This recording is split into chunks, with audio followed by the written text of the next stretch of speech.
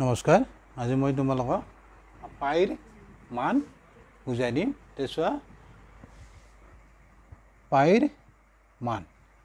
পাই এটা অপৰিমেয় সংখ্যা পৃথিৱীৰ বিভিন্ন প্ৰান্তৰ গণিতজ্ঞ সকলে পাইৰ মান উলিয়াবলৈ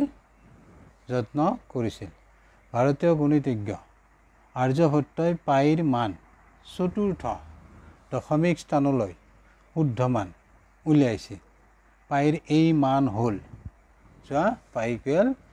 3.1416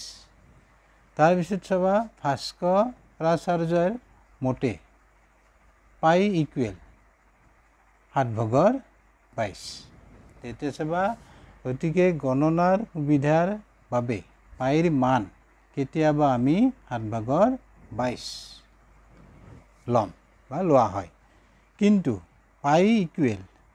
পাই ভ্যালুটো আসলতে 7/22 নহয় আমি এনেকৈ লিখিম পাই নট ইকুৱেল 22/7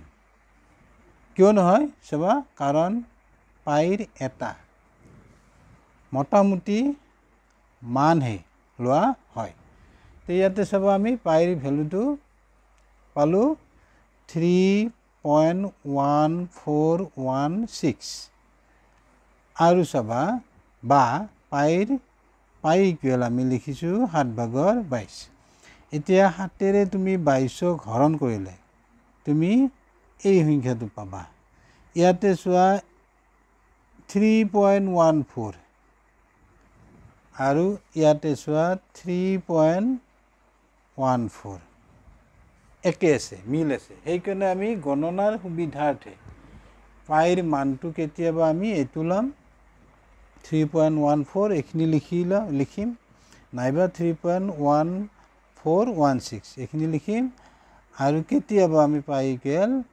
7/22 লিখিম কিয় এইখিনি নাম্বাৰ আৰু এইখিনি নাম্বাৰ মিল আছে পাইৰ মানটোৰ লগত 7ৰে 22 হৰণ কৰিলে তুমি এই নাম্বাৰটো পাবা তাৰে 3.14 মিল আছে ইয়াৰ লগত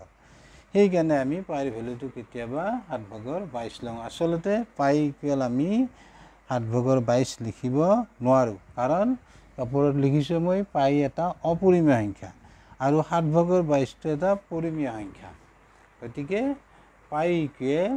আমি এটো আসলতে লিখিব নোৱাৰো কিন্তু আমি গণনাৰ সুবিধাৰ্থে আমি প্ৰশ্ন কাকতত এইটো দিয়া হয় যাতে গণনা কৰোতে সুবিধা হয় আৰু কেতিয়াবা আমি পাইৰ ভ্যালুটো এইটো লম গতিকে তুমি তোমালোকে দুটা কথা মনত ৰাখিব লাগিব কেতিয়াবা পাইৰ ভ্যালুটো এনেকৈ লিখিব লাগিব আৰু কেতিয়াবা পাইৰ ভ্যালুটো 7/22 এনেকৈ লিখিব লাগিব আমি গণনাৰ সুবিধাৰ্থে আমি এই দুটা ভ্যালুৱে মনত ৰাখিব লাগিব আৰু বুজি পালা নিশ্চয় এইখিনি কথা মনত ৰাখিবা থ্যাংক ইউ বাই বাই